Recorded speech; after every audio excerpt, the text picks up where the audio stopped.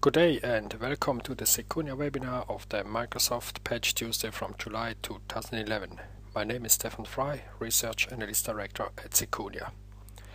Yesterday was a very light patch day from Microsoft. There were 4 bulletins, MS11-53 to -56, covering in total 22 vulnerabilities, and we covered that with 4 Secunia advisories. The criticality, according to Microsoft, 1 bulletin is critical and 3 bulletins rated as important. And from Secunia we rated 2 bulletins as highly critical and 2 with low criticality.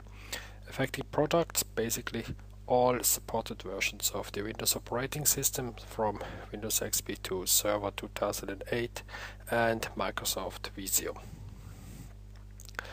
Let's have a look at the 3 specific bulletins. One is MS11-053.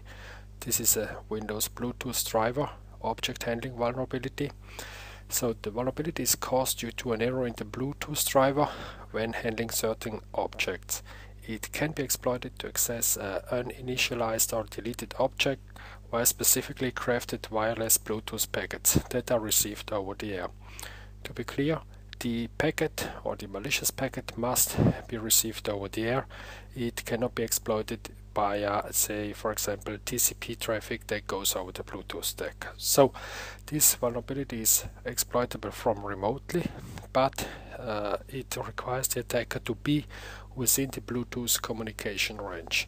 It's well known that Bluetooth communication range is very short. However, with disabled Bluetooth, if you need Bluetooth, however, this is just a limited options. Affected is the desktop operating systems, Windows Vista and Windows 7.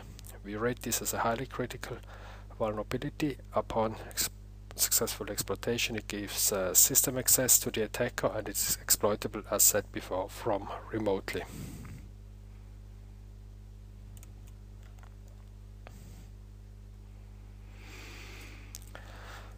Another bulletin is also rated as highly critical by Secunia. It is a Microsoft Visio insecure library loading vulnerability. It's once more an insecure library loading vulnerability. We have already talked about this.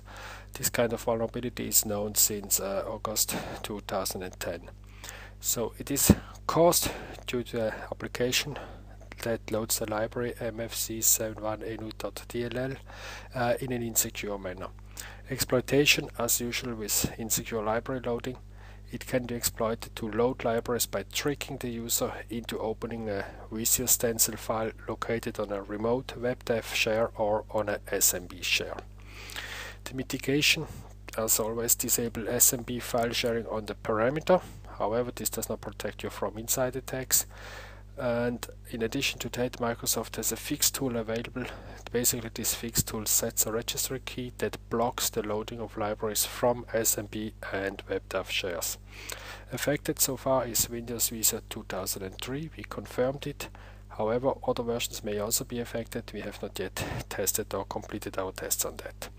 This vulnerability is considered highly critical. It also gives the system access to the attacker, and it is exploitable from remote when somebody loads, as said before, a Visio file from an SMB or WebDAV share. So then with MS11-054 we have a lot of vulnerabilities in the Windows driver system Win32 cases. So multiple vulnerabilities have been reported. They can be exploited by a malicious, however local user to either disclose sensitive information or gain escalated privileges. So there are 9 use after free vulnerabilities and 5 null pointer dereference errors within this kernel mode driver. So the local user can disclose sensitive information or escalate his privileges.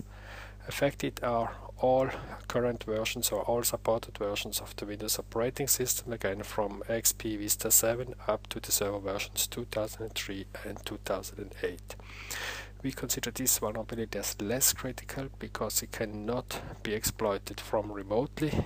It is required, the exploitation requires a locally authenticated user.